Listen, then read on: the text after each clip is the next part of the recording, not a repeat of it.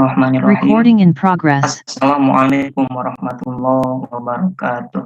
Waalaikumsalam warahmatullahi wabarakatuh. Waalaikumsalam warahmatullahi Bismillah, wabarakatuh. alhamdulillah, wassalatu wassalamu ala rasulillah, sayyidina wa maulana Muhammad ibn Abdillah, wa ala alihi wa sahbihi wa mawalah, la hawla wa la quwwata illa billah. Asyhadu an la ilaha illallah wahdahu la syarikalah, wa asyhadu anna Muhammadan abduhu wa rasuluhu la nabiyya ba'dah. Allahumma sholli ala sayyidina Muhammad wa ala ali sayyidina Muhammad. Yang terhormat Bapak Dr. Elan Sumarna MAG, yang saya hormati Bapak Ibu guru, Bapak Ibu dosen, serta hadirin sekalian yang tentunya tidak bisa saya sebutkan satu persatu tanpa mengurangi rasa hormat. Alhamdulillah, segala puji hanyalah milik Allah Subhanahu wa Ta'ala. Sholawat dan salam semoga senantiasa tertuju, terarah, dan terlimpah curah pada baginda alam, yakni Habibana wa Nabiyana wa Maulana Muhammad Sallallahu Alaihi Wasallam, pada para keluarganya, para sahabatnya, para tabi'in, para tabi'ut tabi'in, dan mudah-mudahan kita semua mendapatkan syafaatnya Rasulullah Sallallahu Alaihi Wasallam di hari kiamat nanti. Amin, amin, ya robbal alamin.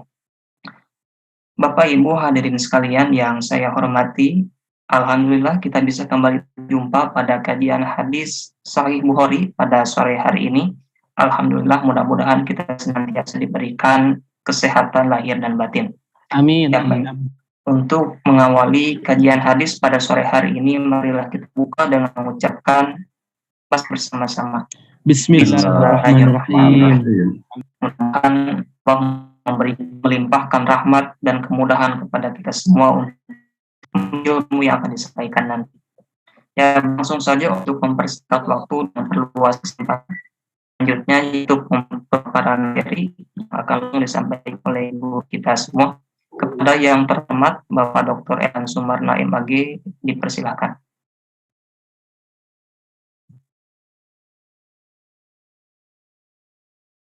Baik, bismillahirrahmanirrahim. Assalamualaikum warahmatullahi wabarakatuh. Waalaikumsalam warahmatullahi wabarakatuh. Bismillah, alhamdulillah, alhamdulillahirabbil alamin. Wal aqibatu lil muttaqin, wala udwana illa 'alal zalimin. Asyhadu an la ilaha illallah wahdahu la syarikalah, wa asyhadu anna Muhammadan abduhu wa rasuluhu la nabiyya ba'dah. Allahumma shalli wa sallim ala sayyidil mursalin Muhammadin wa ala alihi wa sahbihi ajma'in, amma ba'd. Ayyuhal hadirun, usikum wa iyaya bitaqwallah, faqad fazal muttaqun.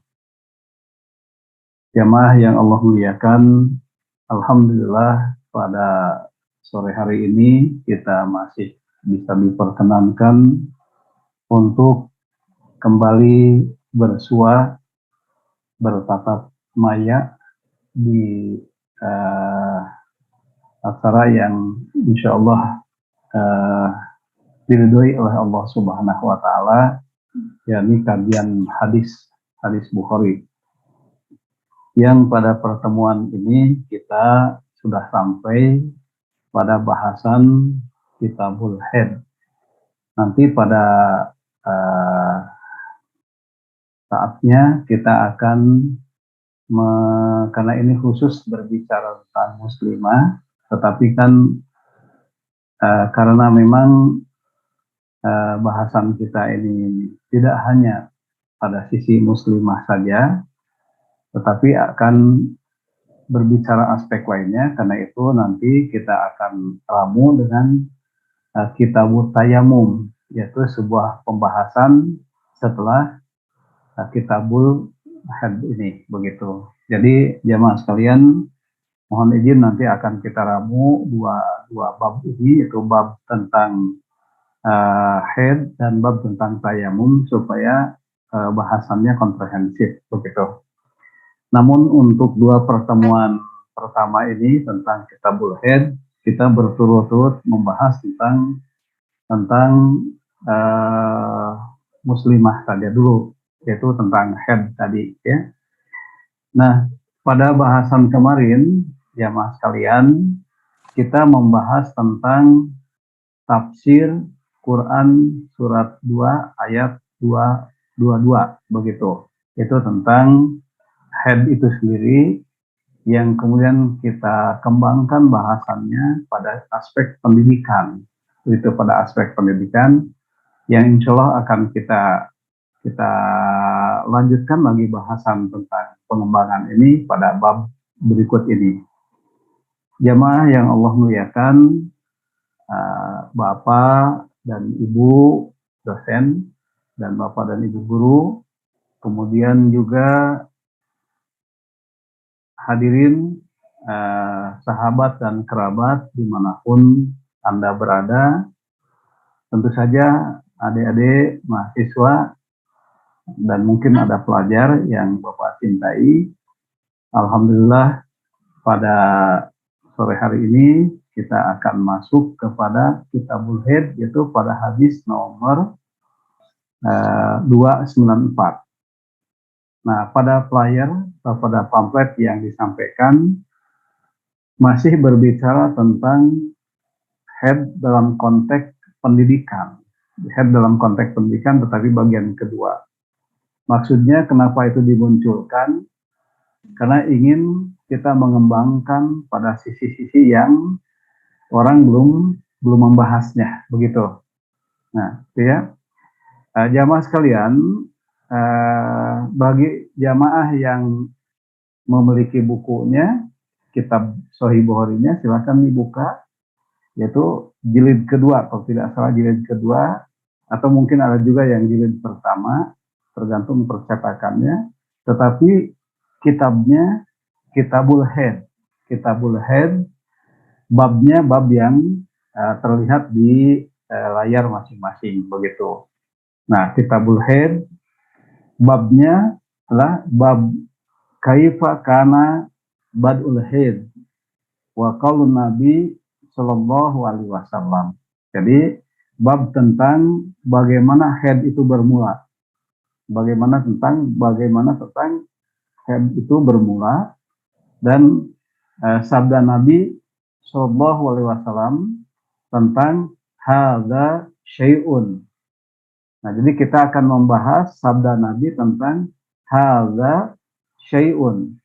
Ini adalah sesuatu yang, maksudnya haid tadi, sesuatu yang katabahullahu, yang sudah Allah goreskan atau Allah wajibkan atau Allah tetapkan ala banati Adam, atas anak-anak perempuan bagi Bani Adam, bagi anak Adam, begitu. Hal ini sebagaimana qala ba'duhum, sebagaimana hal ini sebagaimana disampaikan oleh sebagian mereka, ya, sebagian mereka, bahwa kana awwalu ma. Nah, begitu, bahwa pertama, sesuatu yang pertama kali, begitu, sesuatu yang pertama kali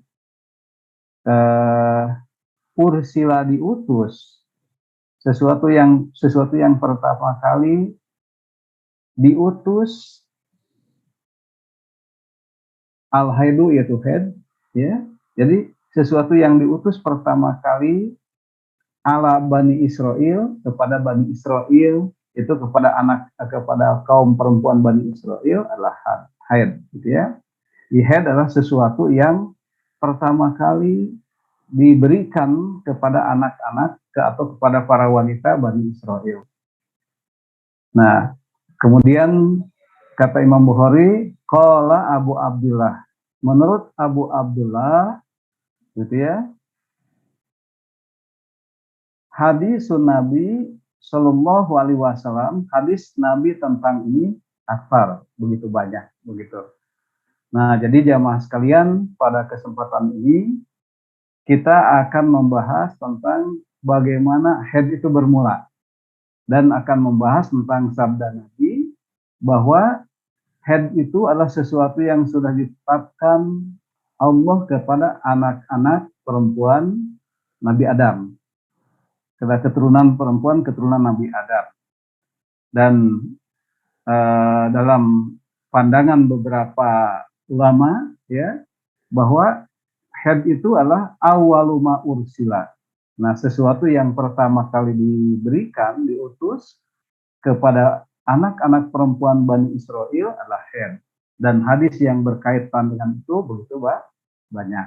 Nah, ini judul aslinya, jamaah sekalian, judul aslinya daripada bahasan kita ini. Adapun yang di flyer itu adalah pengembangannya. Bagian kedua terkait dengan pendidikan yang juga akan kita ulang nanti dalam bahasan. Jamaah sekalian, bagi jamaah yang membutuhkan materinya itu, jamaah bisa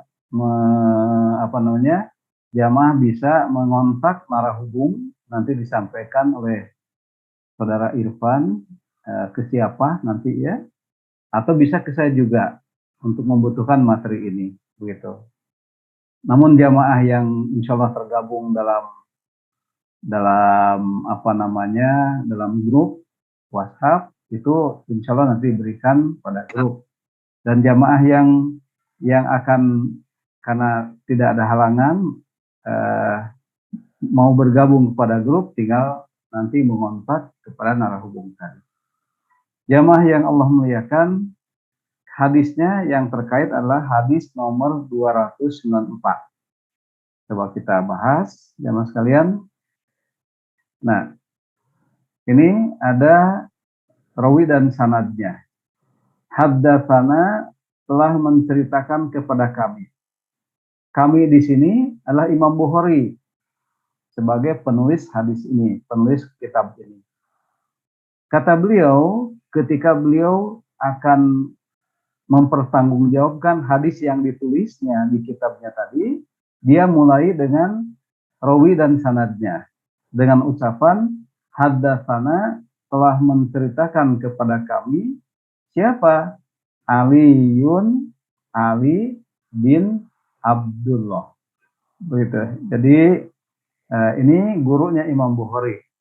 Jadi telah menceritakan kepada kami siapa? Ali bin Abdullah.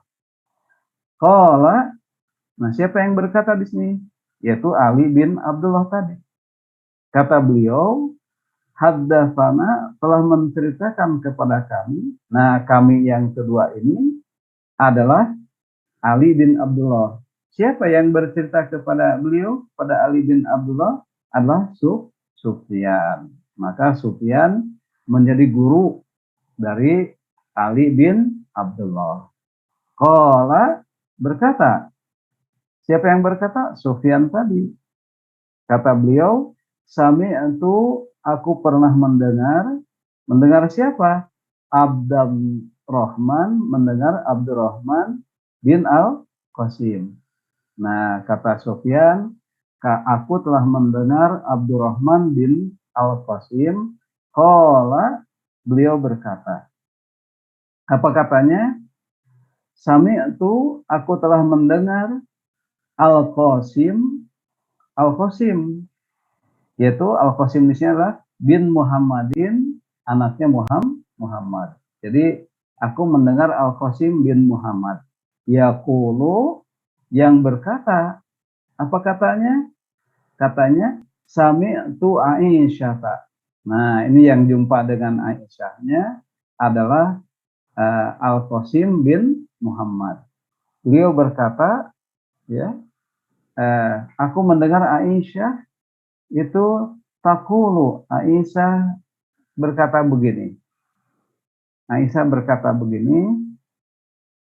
Kata Aisyah, kharajna, kami telah keluar. Maksud telah keluar di sini jamaah, kami telah bersafar, bepergian gitu ya. Kalau dalam bahasa Arab, bepergian, keluar itu biasanya dengan kata kharaja. Maksudnya keluar dari rumah, ya. Jadi kharajna, kami telah bersafar, begitu. La naru, kata Aisyah, kami tidak akan melakukan apa-apa di sini maksudnya. Kami tidak akan melakukan apa-apa ketika keluar itu, kecuali tujuan kami kecuali yang kami tuju adalah al-hajjah, untuk beribadah haji. Nah, jadi Aisyah bersama para sahabiah lain, tentu saja bersama suaminya Rasulullah Shallallahu Alaihi Wasallam itu berhaji ke Baitullah. Nah, begitu ya. Nah, kita lanjutkan jamaah. Falamma, maka saat atau ketika, kunna, keadaan kami itu bisarifin, apa nih? Bisarifa, ya, sampai kepada suatu tempat yang namanya Sarif. Nah, di Sarif ini suatu tempat yang jaraknya kira-kira 10 meter dengan Mekah, gitu ya. Jadi ketika kami sudah sampai di Sarif, ya, tiba-tiba kata Aisyah, hiddu, aku head. Nah, jadi Aisyah dan para sahabat yang lain itu pergi ke Mekah untuk ibadah haji, tapi sesampainya di Sarif, di suatu tempat yang masih jauh dari Mekah, hiddu, aku head, begitu. Nah, kemudian fadakhala alayya, kata Aisyah, datanglah kepadaku. Siapa yang mendatangiku tadi? Adalah Rasulullah Shallallahu Alaihi Wasallam. Nah, jadi ketika Aisyah itu head, kemudian datanglah Rasulullah Shallallahu Alaihi Wasallam menjumpainya. Nah, wa ana, dan aku saat itu abki, tengah nangis. Jadi Aisyah nangis begitu karena head tadi. Jadi karena dari rumah itu sudah berniat untuk ibadah haji, tiba-tiba sampai di Sarif, dia head, sehingga kemudian merasa cemas gitu ya, takut tidak bisa melakukan atau melaksanakan ibadah haji tadi, sehingga dia nangis. Nah, sehingga kemudian Rasulullah datang menemuinya, begitu. Qala, lantas Nabi berkata begini, bertanya kepada Aisyah, malaki, mengapa engkau Aisyah? Gitu kalau bahasa kita, malaki, kenapa engkau menangis? Anu fisin, apa? Anu fiski, apa engkau nipas? Apa engkau nipas? Maksudnya nipas ini, apa engkau head, begitu? Kemudian qultu, aku menjawab, maksudnya Aisyah menjawab, naam, betul ya Rasulullah, aku tengah head, begitu ya. Qala, lantas Nabi berkata lagi, inna hadza, sesungguhnya persoalan ini, yaitu head tadi, tidak perlu ditangisi, karena sesungguhnya persoalan ini adalah amrun, merupakan persoalan yang katabahullahu, yang Allah sudah menetapkannya, ya. Jadi tidak perlu ditangisi head itu, karena Allah merupakan urusan Allah yang sudah Allah tetapkan, putuskan, ala banati Adam, kepada anak-anak perempuan Nabi Adam, ya, anak-anak perempuan keturunan Adam. Fakdi, maka kodoklah, itu maksudnya, maka kodoklah, apa saja, yakni yang akan terkodok, yang akan luput al-hajj haji tadi. Jadi kata Rasulullah, jangan menangis. Kalau memang head, ya sudah, kodoklah apa yang terluput dalam ibadah haji tadi. Nah, kata Rasulullah kemudian, apa yang terluput, yang akan terluput dari perempuan yang head tadi, itu goiro, selain bahwa engkau tidak boleh tatu, engkau tidak boleh tawaf bil bait. Nah, jadi kalau tawaf di Baitullah tidak boleh orang yang head, katanya. Silahkan ibadah haji yang lain boleh kerjakan, kecuali tawaf di Baitullah. Nah, kemudian Aisyah melanjutkan keterangannya, qalat, Aisyah berkata, ya, wadduha, dan telah menyembelih, ya, telah menyembelih untuk ibadah kurban siapa? Rasulullah Shallallahu Alaihi Wasallam, an-nisaihi, yang ditujukan untuk para istrinya, bil bakor, dengan seekor sapi. Nah, begitu ya. Jadi Nabi menyembelih kurban untuk istri-istrinya, begitu. Nah, ini jamaah sekalian hadis nomor 294. Nah, begitu. Ini bisa ada terjemahnya ini, begitu ya. Nah, kemudian kita lihat penjelasannya.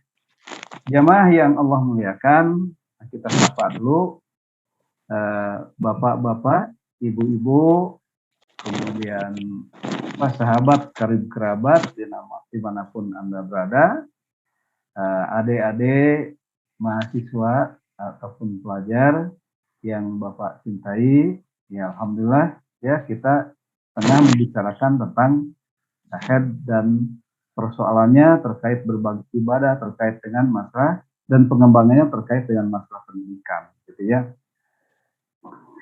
Nah, adik jamaah sekalian, Bapak dan Ibu, sahabat karib kerabat, jamaah yang Allah muliakan, kita lihat penjelasan hadisnya. Dalam judul di atas itu disebutkan bahwa haid pertama kali yang dikirim adalah kepada Bani Israel, itu kepada perempuan Bani Israel. Kenapa begitu? Ya, kenapa begitu? Apakah memang sebelumnya itu para wanita tidak pernah haid begitu? Tidak demikian maksudnya, ya. Nah, kalau kita melihat keterangan beberapa ulama terkait dengan judul ini, yang dimaksud adalah jamaah sekalian, ketika itu para perempuan Bani Israel selalu ikhtilat. Ikhtilat, ada ikhtilaf, ya, ada ikhtilat. Kalau ikhtilat itu campur baur, kalau ikhtilaf itu berbeda pendapat. Nah, jadi pada saat itu para wanita Bani Israel itu sudah terbiasa untuk sholat itu bercampur baur antara laki dan perempuan. Nah, begitu. Nah, supaya kemudian perempuan itu terpisah dari laki-laki dalam melaksanakan ibadah sholatnya, ya, maka kemudian Allah mengirimkan haid kepada para perempuan Bani Israel supaya mereka tidak masuk masjid pada saatnya haid tadi, gitu. Itu maksudnya di sana. Jadi bukan berarti yang dimaksud dengan bahwa yang pertama kali diturunkan haid itu kepada wanita Bani Israel, tidak dalam pengertian bukan memang sebelum para perempuan itu sebelumnya tidak haid, bukan, ya. Karena apa? Karena haid itu sudah ditetapkan dalam hadis ini, wa katabahu, Allah sudah menetapkan. Nah, kalimatnya kataba tadi, ya. Jadi artinya semenjak zaman Siti Hawa pun memang sudah haid begitu. Nah, gitu ya. Baik, jamaah sekalian, itu yang pertama. Nah, yang kedua, kita mengulang bahasan yang kemarin. Kita sedikit mengulang bahasan yang kemarin, bahwa dalam bahasan kemarin, jamaah sekalian, kita menyimpulkan, ya, bahwa nilai pendidikan akhlak dan moral Islami yang bisa dikembangkan dari wanita yang haid tadi ada dua hal. Begitu.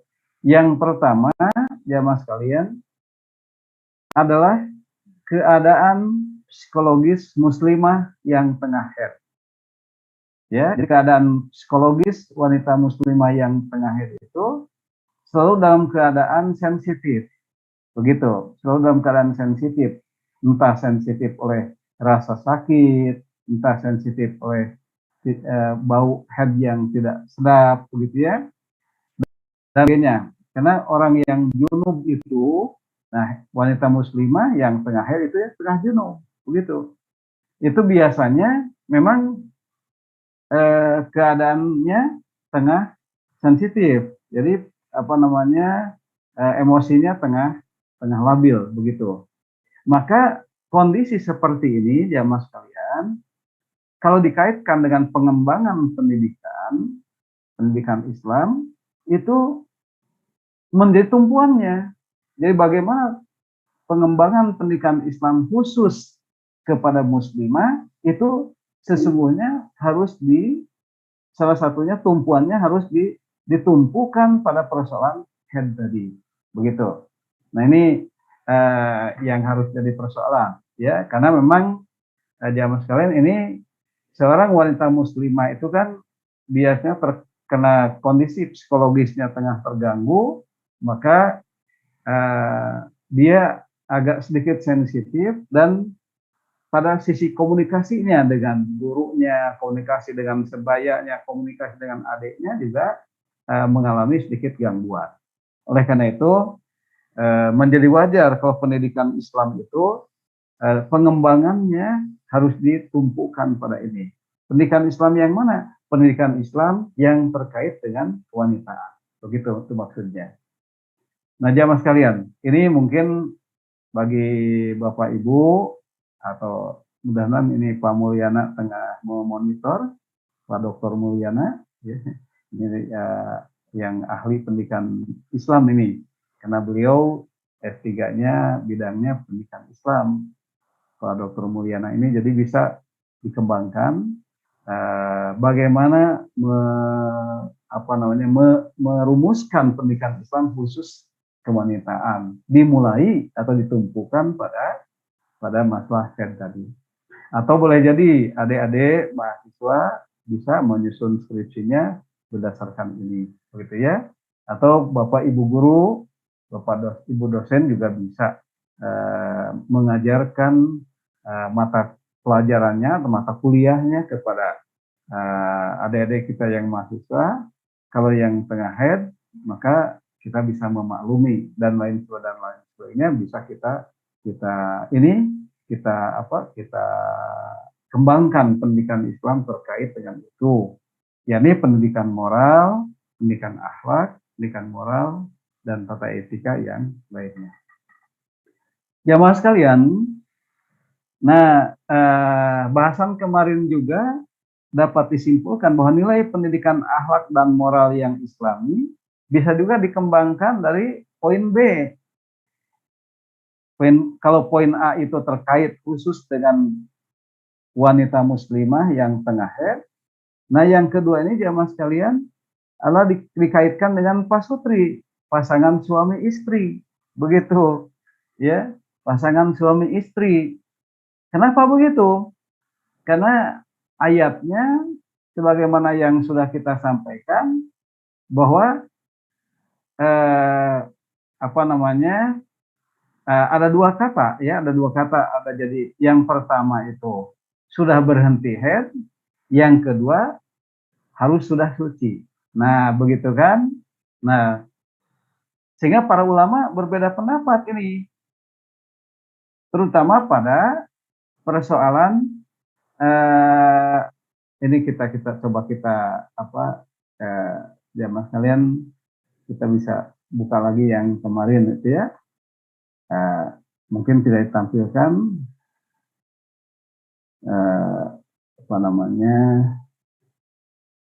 Bentar, kita buka dulu filenya yang tafsir Quran surat Quran surat 2, kalau jamaah bisa membukanya, ya. Itu surat Al-Baqarah, Quran surat 222. Ya, mungkin boleh kita munculkan supaya terlihat, ya. Nah, karena ini karena terkait dengan itu tadi, ya.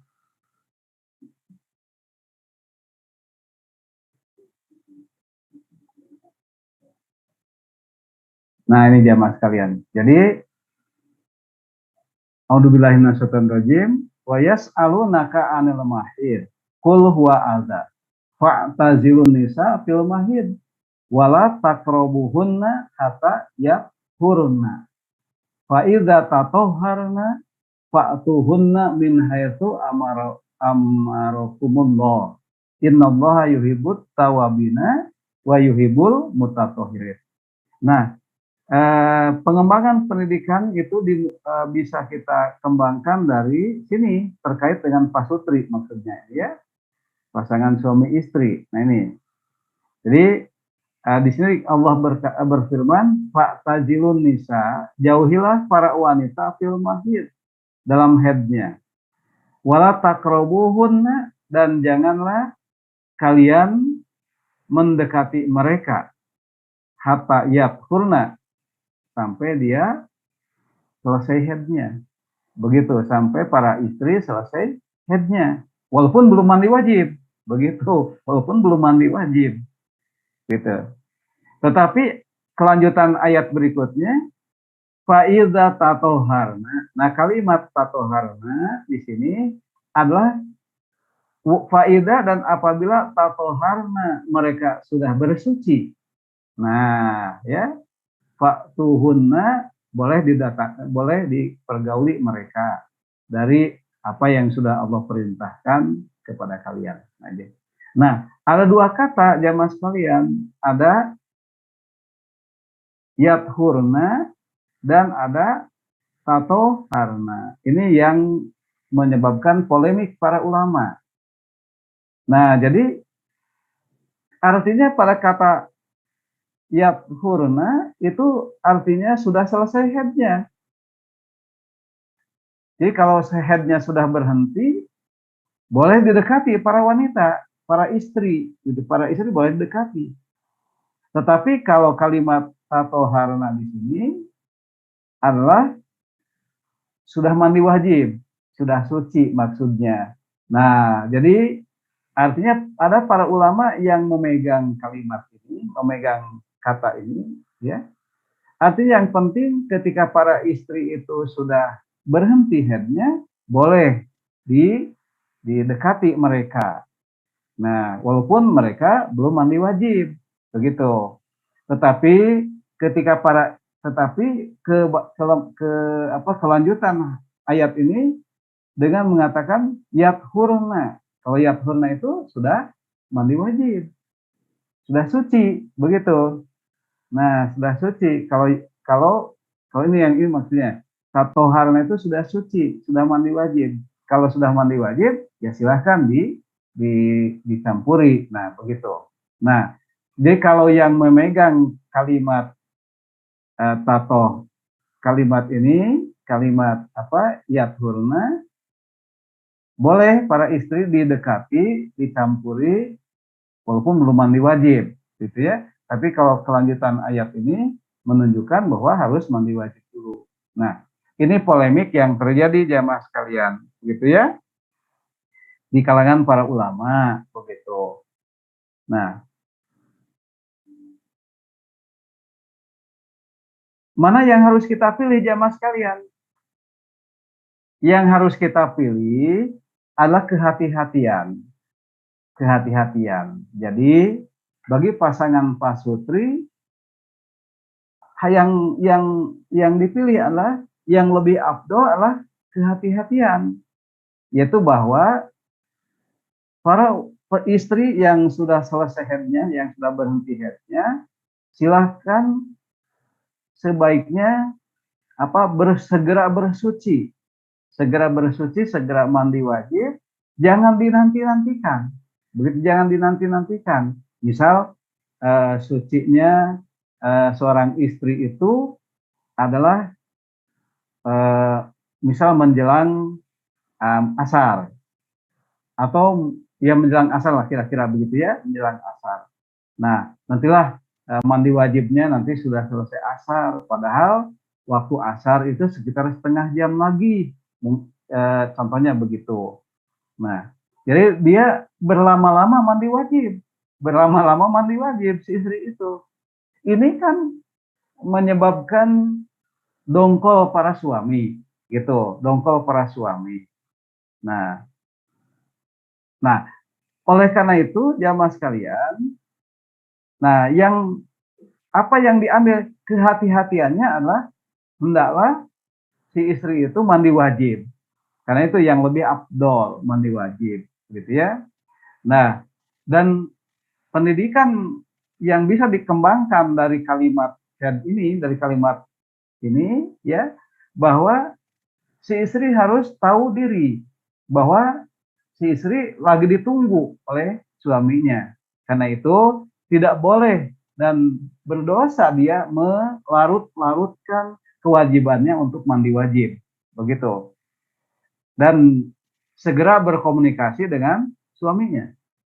Nah, kemudian dari pihak suami juga jamaah sekalian hendaklah mampu menahan diri dengan kondisi objektif yang tengah dihadapi oleh istri. Jadi ketika istri itu sudah selesai haidnya, kemungkinan ada beberapa persoalan yang harus diselesaikan, maka si suami hendaklah menahan diri, begitu ya, sehingga si istri itu bisa segera menyelesaikan kebutuhannya, ya, dan kemudian mandi wajib, begitu. Nah, di sini jamaah sekalian, persoalannya sepertinya nampak persoalannya sepertinya nampak nampak tidak terlampau urgen gitu ya. Hanya karena persoalan suci dan mandi wajib begitu. Tetapi dari sinilah sudut masalahnya keretakan rumah tangga tadi, begitu ya, keretakan rumah tangga tadi, begitu. Nah, oleh karenanya komunikasi itu harus dibangun saat head antara suami dan istri tadi supaya bisa mengetahui persoalan-persoalan yang terkait dengan ini, begitu. Nah, di sini kalau kita kembangkan lebih jauh adalah tugas rumah tangga itu, Bapak dan Ibu sekalian, ini khusus kepada Bapak dan Ibu ya, mohon maaf nih adik-adik ya. Nah, jadi tugas Bapak Ibu jamaah sekalian adalah bahwa berkeluarga itu tujuannya tidak lain adalah untuk menegakkan hukum-hukum Allah. Liyuqima hududallah, untuk menegakkan hukum-hukum Allah. Apa yang harus ditegakkan dari hukum Allah tadi? Itu berkaitan dengan hak dan kewajiban suami dan istri. Nah itu ya. Nah, itulah pendidikan yang bisa kita kembangkan dari masalah dari masalah head tadi, begitu. Nah, jamaah sekalian, kita coba masuk lagi kepada poin ketiga. Nah, jadi hadis di atas jamaah sekalian menegaskan ya bahwa darah head itu bukanlah hukuman kepada wanita. Dalam hal ini wanita Bani Israel dan wanita secara umum tentunya ya. Nah, darah head itu bukanlah hukuman. Sehingga dengan head itu seorang wanita itu merasakan sesuatu yang tidak enak secara psikologis ya dan lain sebagainya. Bukanlah sebuah hukuman. Tetapi darah head itulah tabiat. Darah tabiat. Para ulama menyebutnya adalah darah tabiat. Darah tabiat dan fitrah yang telah Allah gariskan kepada anak-anak perempuan daripada anak-anak keturunan Nabi Adam alaihissalam ini. Nah, oleh karena darah itu adalah darah tabiat, begitu ya, darah fitrah bagi wanita, maka hendaklah para pegiat pendidikan, ya, pendidikan Islam, para pegiat pendidikan Islam itu harus mengerti persoalan ini, sehingga kita ini yang bergiat dalam bidang pendidikan itu harus mencabangkan khusus pendidikan Islam terkait dengan itu maksudnya. Nah, itu jamaah sekalian. Baik, nanti pengembangannya akan sangat jauh ini, tetapi karena waktu kita terbatas, nah jadi kita hanya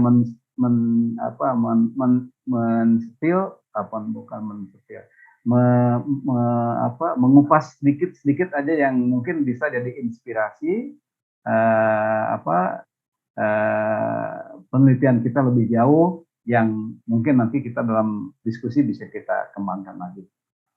Jamaah yang Allah muliakan, Bapak dan Ibu dosen, Bapak dan Ibu guru, kemudian juga sahabat karib kerabat dimanapun Anda berada, dan terkhusus adik-adik mahasiswa yang Bapak cintai. Ya.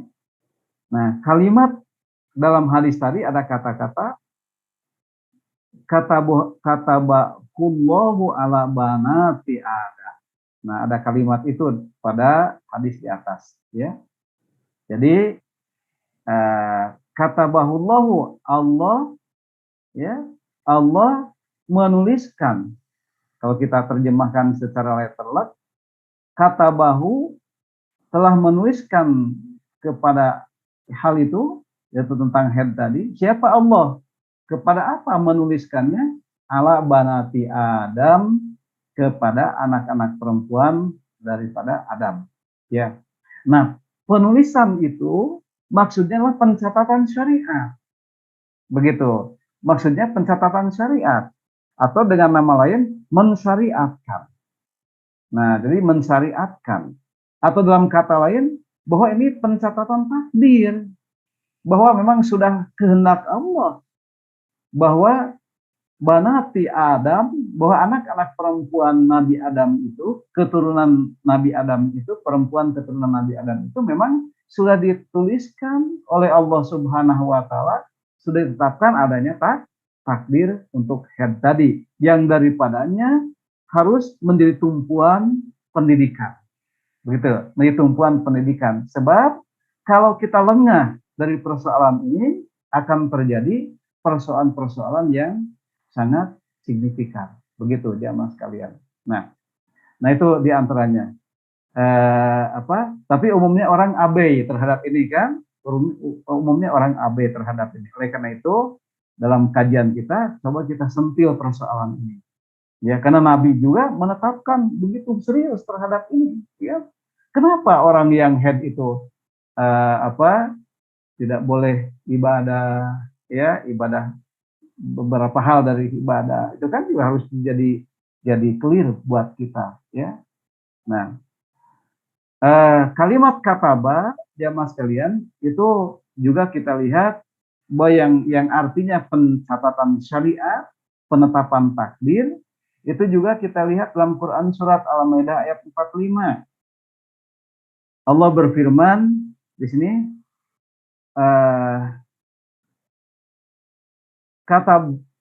katabna alaihim fiha.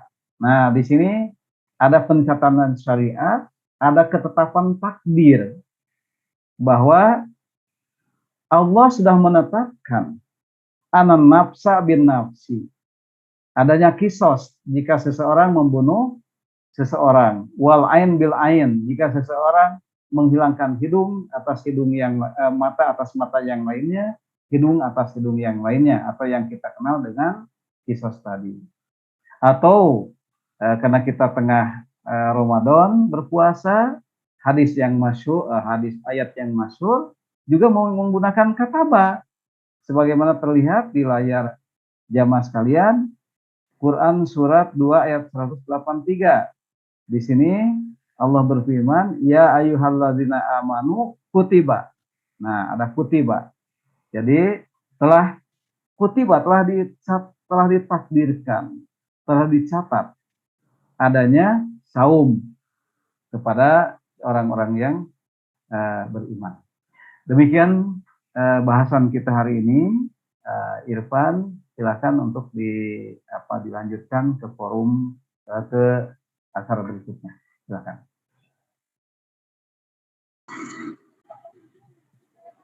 Ya, bismillah. Punten mohon izin Bapak Ibu dan teman-teman. Saya Eri Anugrah izin membatalkan Irfan selaku MC karena kan beliau sedang kendala jaringan. Silakan. Ya, saya juga izin off cam sebelumnya Pak karena ya silakan. Nggak apa-apa, silakan. Ya Pak, bismillah. Ya, alhamdulillah terima kasih Bapak Elan atas ilmunya yang sangat bermanfaat. Selanjutnya kita memasuki sesi tanya jawab. Bagi teman-teman dan Bapak Ibu yang ingin bertanya, boleh langsung. Ya Pak. Silakan. Ya.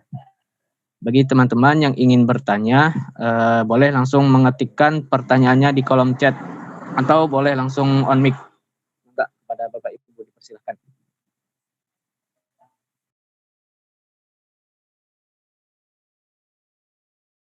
Nampaknya Eri juga ada jaringannya, Eri. Ya Pak. Ya, silakan. Ya. Hilang barusan suaranya. Baik Pak, maaf. Bagi teman-teman yang ingin bertanya, boleh langsung mengetikkan pertanyaannya di kolom chat, atau boleh langsung on mic.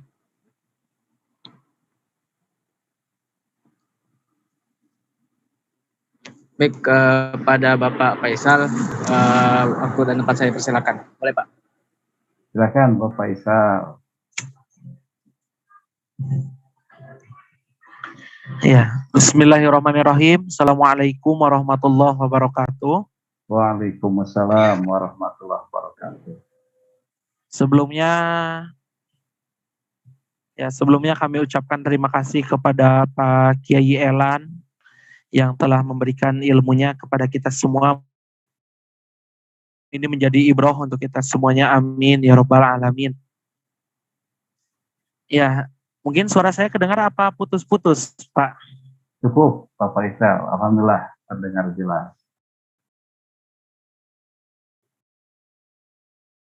Nah, ini jaringan juga nih Pak Faisal. Tengah. Nah, ada jaringannya. Subhanallah. Ini ya. Jamaah sekalian, semua Allah memberikan kelancarannya. Kira ini Pak Faisal, terputus nih Pak Faisal. Ya. Eri masih terkendala? Ya Pak. Silakan. Nanti kita tunggu Pak Faisal masuk, tapi silakan dibuka lagi ke yang lain. Boleh ke Bapak Ibu dan teman-teman yang lain yang mau bertanya, boleh langsung raise hand. Atau boleh mengetikkan pertanyaannya di kolom chat. Atau yang di TV UPI, di YouTube, iya. boleh juga. Atau yang di YouTube juga bisa. Mengetikkan komentar dan pertanyaannya, silakan. Nanti dibacakan oleh Eri ya. Assalamualaikum Pak Kiai. Ya, waalaikumsalam. Maaf jaringannya agak terganggu tadi. Ya. Jaringannya agak terganggu. Ya, alhamdulillah Pak Faisal. Ya. Terima kasih Pak Kiai. Sebetulnya saya ingin bertanya mengenai haid yang tadi dibahas. Tetapi saya pernah mendengar Pak Kiai waktu kuliah apa waktu di mana gitu, saya lupa lagi, mengenai keterangan dari dosen atau dari siapa gitu, saya lupa lagi. Setelah wanita beres dari haidnya, ada di situ misalkan wanita itu sudah dalam keadaan suci walaupun belum mandi wajib tadi dikatakan oleh Pak Kiai. Tetapi ada yang pernah bilang ke saya itu lupa ya mengenai apa yang dibilang oleh orang tersebut. Cuman dikatakan ada waktu untuk menjeda dari waktu haid tersebut gitu. Misalkan dia sudah haid, waktu asar dia sudah tidak haid lagi, sudah keadaan suci, tapi belum mandi wajib, tetapi ada kewajiban untuk menjeda waktu haidnya, misalkan 1 hari agar tambah bersih. Bagaimana tuh Pak Kiai? Apakah di dalam Islam, di dalam hadis-hadis yang dibahas tadi, ada keterangan seperti itu Pak Kiai? Terima kasih Pak Kiai. Ya, alhamdulillah, terima kasih Pak Faisal. Ini mewakili para muslimah ya. Jazakallah khairan nih Pak Faisal. Iya Pak. Ya, mungkin para muslimah nih agak, atau para ibu ya, agak kalau bahasa Sunda mah sering kuletah mungkin ya. Ya, jamaah sekalian, terima kasih Pak Faisal sudah mewakili para putri, para ibu-ibu yang lainnya. Nah, karena ini jadi sepertinya sesuatu yang sepele tapi amat urgen persoalannya, ya. Ya, jadi apakah memang kalau bisa kita kembangkan dari bahasan Pak Faisal tadi, jamaah sekalian, apakah harus menunggu jeda dulu seorang muslimah itu sholatnya, kan begitu ya? Jadi misal ini berhenti haidnya itu menjelang asar 15 menit atau kira-kira setengah jam menjelang asar berhenti haid. Nah, untuk memastikan apakah haid itu masih ada atau tidak, kita berikan jeda dulu, barangkali 1 hari gitu ya, Pak Faisal, atau jangan 1 hari, kelebihan ini ya, apakah 1 jam gitu kan? Nah, atau bagaimana ini, gitu ya, jamaah sekalian. Ya. Nah, bisa juga kita kembangkan ke pertanyaan itu. Nah, jadi jamaah yang Allah muliakan, kita melihatnya dari kebiasaan. Mungkin ibu-ibu atau adik putri sudah tahu kebiasaan masing-masing. Apakah berhentinya haid ini biasanya ada yang tercecernya atau bagaimana, begitu ya? Ada yang tercecernya atau bagaimana? Maksudnya bersihnya sama sekali itu ada jeda nggak, begitu? Karena memang ukurannya bersih itu artinya sudah tidak keluar lagi, begitu. Kalau masih ada bintik-bintik dari dalam, begitu ya, berarti masih haid, begitu. Nah, artinya di sini harus ada proses menunggu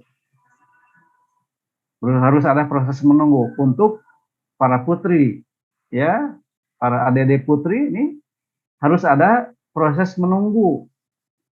Nah, melihat kebiasaan, dasarnya melihat kebiasaan. Jadi, kalau kemudian berhenti haidnya itu menjelang asar, kira-kira 15 menit lagi menjelang asar, jangan dulu sholat duhur. Begitu. Ya, jangan dulu sholat duhur, tetapi nunggulah sesuai dengan kebiasaan. Tetapi kalau memang kebiasaan adik-adik putri, misal, ini kalau ibu-ibu beda lagi nih, ditujukannya ke adik-adik putri. Kalau kebiasaannya itu masih ada bintik-bintik dalam proses berhentinya itu, ya, maka misal kebiasaannya kira-kira 15 menit, gitu ya.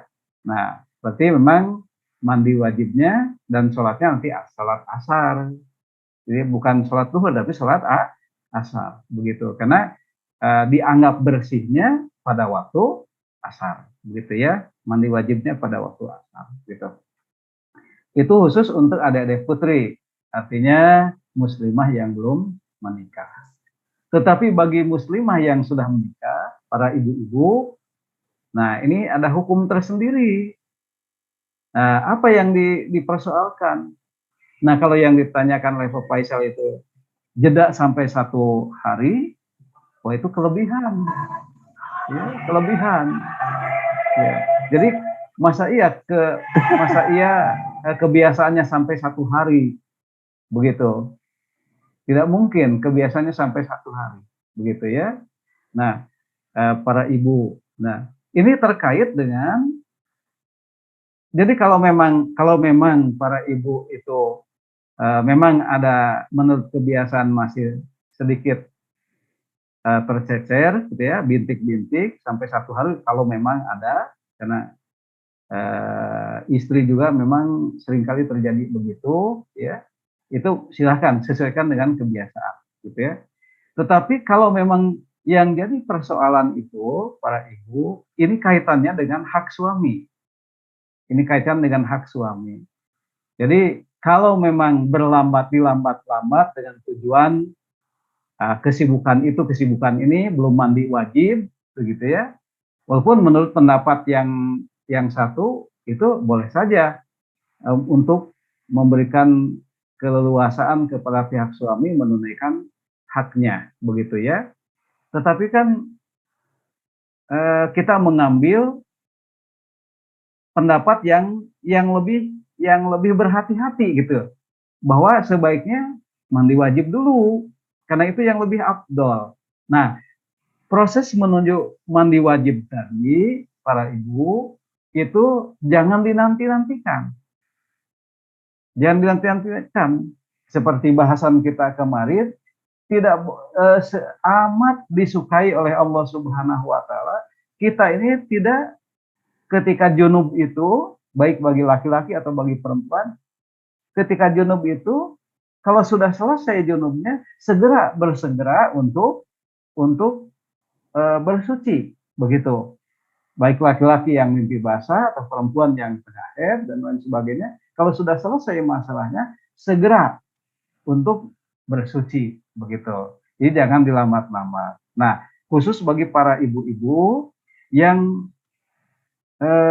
itu ada kewajiban untuk mensegerakan, jangan dilambat-lambatkan, ya. Nah, kenapa? Karena ini menyangkut hak dan kewajiban ibu sebagai istri dan suami sebagai suami.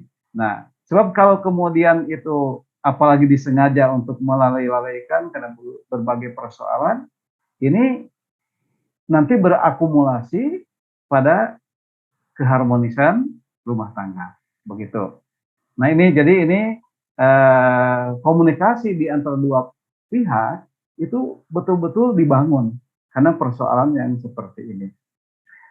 Demikian Pak Faisal, terima kasih sudah mewakili para ibu, sudah mewakili adik-adik putri, ya, alhamdulillah.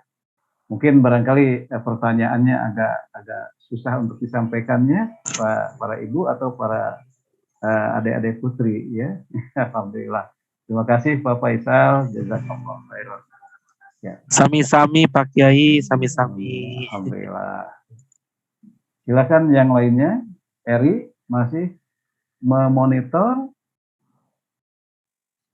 Siapa? Ya, silakan. Ya, bagi Bapak Ibu lain yang mau bertanya boleh langsung on mic.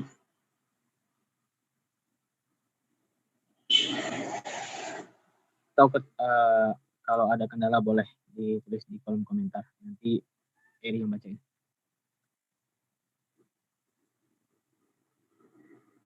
Ya, jamaah yang Allah muliakan, sambil menunggu ini Eri, kita mungkin mengulang bahasan ya.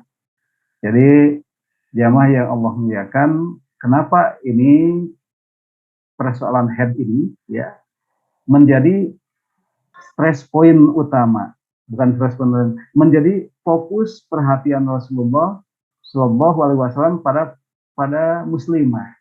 Begitu. Sampai khusus Rasul menegaskan bahwa ini ketetapan banati Adam, ketetapan dari para putrinya keturunan Adam. Kenapa begitu? Bahkan disimpulkan oleh ulama tadi bahwa head itu adalah darah tabiat, darah fitrah. Kenapa begitu? Karena memang disinilah pendidikan yang harus dibangun dari para wanita tadi, begitu dasarnya di sini. Nah, orang kemudian lalai, termasuk mudah-mudahan salah ini ya, mudah-mudahan salah, para pemerhati, para pegiat pendidikan Islam sekalipun juga agaknya terlihat abai dengan ini, gitu ya. Padahal, masya Allah, ini adalah sumber kemaslahatan kalau kita membangun nilai-nilai pendidikan di atasnya, dan sumber keburukan kalau kita abai dari persoalan ini. Oleh karena itu, para pegiat pendidikan, kita harus kembali merekonstruksi pendidikan ini di atas dasar-dasar fitrah tadi. Di pendidikan Islam yang dicabangkan dari pendidikan Islam khusus muslimah, hendaklah bertumpu di atas persoalan kemuslimahan, pendidikan Islam yang sifatnya secara umum tentang rijal juga memang harus diperhatikan juga. Jadi nanti yang harus kita bahas itu bagaimana pendidikan Islam berbicara tentang muslimah, bagaimana pendidikan Islam berbicara tentang rijal, tentang laki-laki. Nah, kalau kemudian dua-duanya diberikan stress point pada relnya masing-masing, insya Allah keluarga yang terlahir ya itu akan menghasilkan, akan menelurkan, akan melahirkan generasi-generasi yang ideal yang diharapkan sebagai pengganti atau sebagai estafeta daripada keimanan yang akan kita wariskan kepada anak cucu kita. Karena ternyata jamaah sekalian, problem bangsa ini adalah amat sangat memprihatinkan, begitu. Melihat perkembangan yang terakhir ini, jamaah sekalian, bagaimana Islam di depan hari nanti, begitu. Ini kalau kita ingin melihat Islam di depan hari nanti, keadaan dan situasinya, maka gambarannya adalah hari ini, begitu. Kalau hari ini kita melihat Islam ini begini, di depan hari apalagi, begitu. Oleh karena itu, pendidikan keislaman paling tidak menyangkut masalah moral, menyangkut masalah akhlak, moral dan etika, itu menjadi sosok yang harus diperhatikan. Karena dasar kecerdasan itu, dasar kecerdasan yang sifatnya kecerdasan kecerdasan yang sifatnya spiritual, itu adalah bersumber daripada nilai-nilai akhlakiah ini, adab-adab ini, begitu. Kalau adab-adab ini tidak diperhatikan oleh generasi, begitu, maka jangan harap orang-orang pandai di depan hari anak cucu kita ini bisa maju, bisa mengatur kehidupan ini dengan baik. Jangan-jangan mereka nanti terjebak pada hawa nafsu yang serakah, begitu. Jadi jamaah sekalian, oleh karena ini saya berharap, saya menasihatkan kepada diri saya sendiri, juga kepada jamaah sekalian, untuk mewarisi, untuk mengajar, untuk membina generasi ini di atas adab-adab akhlak yang mulia ini. Itu saja mungkin jamaah sekalian perbincangan kita hari ini. Karena Ramadan, kita siap-siap untuk berbuka saum, membaca Al-Quran, yang mumpung saum, keadaan ruhani kita tengah kondusif untuk berdoa, tengah kondusif untuk membaca Al-Quran, tengah kondusif untuk bertakarub kepada Allah Subhanahu wa Ta'ala. Sebab nanti kalau sudah berbuka, lain lagi masalahnya, ya, karena perut kenyang biasanya menghilangkan zikir jiwa. Begitu. Nah, oleh karena itu, ketika berbuka, kendalikanlah berbukanya supaya keadaan jiwa kita masih tetap stabil, kondusif untuk ibadah kepada Allah Subhanahu wa Ta'ala. Barakallahu li wa lakum. Silakan Irfan untuk ditutup. Assalamualaikum warahmatullahi wabarakatuh. Oh, bukan Irfan, Eri ya. Ya. Waalaikumsalam warahmatullahi wabarakatuh. Kalau ada Irfan, silakan Eri ditutup. Ya Bapak, alhamdulillahirobbilalamin. Sesi tanya jawab sudah selesai. Terima kasih kepada para hadirin yang telah bertanya pada kajian kali ini. Acara selanjutnya yaitu doa yang akan dipimpin oleh Pak Elan. Kepada Pak Elan, Eri persilakan. Mangga Pak. Ya. Baik, jamaah yang Allah muliakan, mari kita berdoa.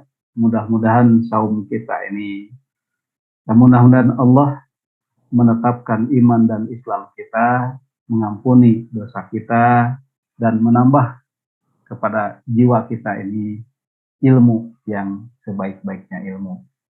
Allahumma rabbana zalamna anfusana wa illam taghfir lana wa tarhamna lanakunanna minal khasirin. Rabbana Allahumma rabbana zidna ilman nafi'an warzuqna fahman wasi'an ya arhamar rahimin. Subhanaka rabbika rabbil izzati amma yasifun wa salamun alal mursalin walhamdulillahi rabbil alamin. Assalamualaikum warahmatullahi wabarakatuh. Waalaikumsalam warahmatullahi wabarakatuh. Waalaikumsalam warahmatullahi wabarakatuh. Ya, terima kasih kepada Bapak Elan yang sudah memimpin doa. Alhamdulillah, terima kasih banyak Bapak Elan atas ilmunya yang bermanfaat. Terima kasih juga Bapak Ibu dan teman-teman yang juga telah menyempatkan waktunya untuk hadir di kajian sore hari ini. Semoga kita semua diberi kebaikan di bawah naungan majelis ilmu ini. Saya selaku MC pamit undur diri. Mohon maaf atas segala kekurangan. Wabillahi taufik wal hidayah. Assalamualaikum warahmatullahi wabarakatuh. Waalaikumsalam warahmatullahi wabarakatuh. Hatur nuhun Pak Mangga. Kiai, hatur nuhun. Sami-sami hatur Bapak nuhun. Isal. Salam ka Ibu Pak Guru misalnya. Nuhun, insyaallah. Recording stopped. Mangga. Adik-adik, Bapak Ibu semuanya. Assalamualaikum warahmatullahi wabarakatuh. Salam.